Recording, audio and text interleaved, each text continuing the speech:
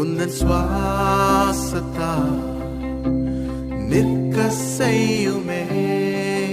உந்தன் ஆவியா எழும்ப செய்யுமே.